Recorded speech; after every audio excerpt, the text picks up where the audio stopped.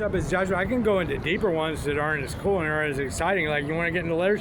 Like in the letter of James, it says, the God of this world has blinded your eyes.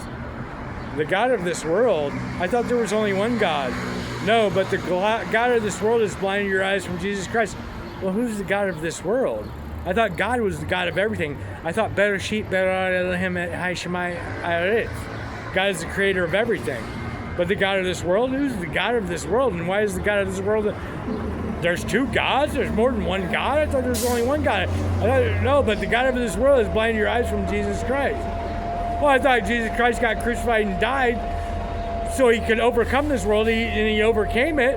So our eyes wouldn't be blinded, but our eyes are still blind because the God of this world is blinding our eyes. Who is the God of this world?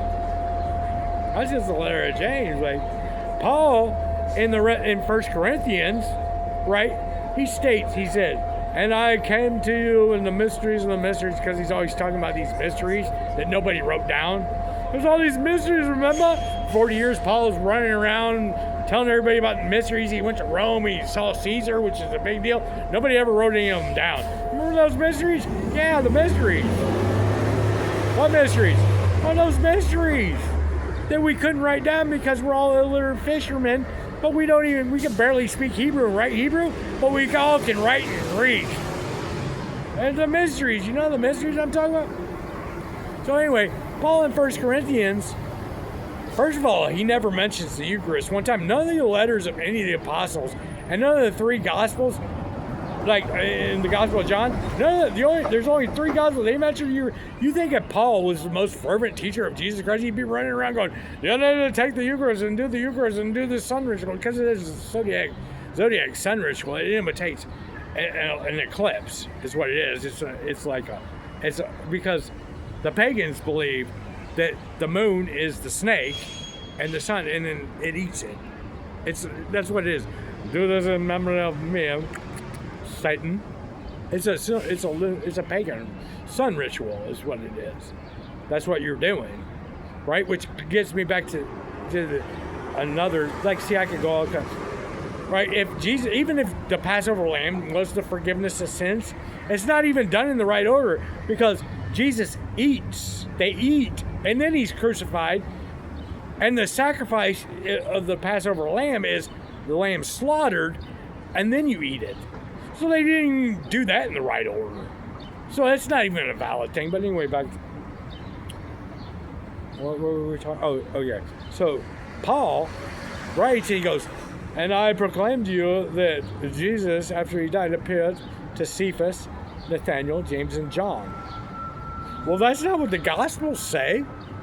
The Gospels say he appeared to Mary Magdalene, Mary, James, John, Nathanael, and Cephas, then the rest of the apostles. How's Paul? Paul doesn't even know the order of appearance of Jesus Christ. How does he get that wrong? Because they were written at different times, because they were just like, I mean, what else have we got? What is a little while? What is a little while? Like, Satan will be chained for 100 years, 1,000 years, and then be loose for 1,000 years? Then it'll just be loose for a little while. Well, what's a little while? That could be eternity. No, it's less than 1,000 years. No, that doesn't not what it means. It means eternity. It means for however.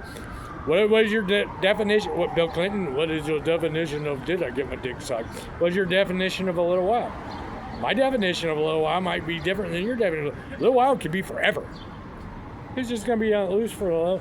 That's why they were like, this is brilliant, because nobody's going to come back and say they're Jesus, because there isn't one, because we made it up. And a little while goes on forever. Satan's like, if there is a Satan's like, brilliant.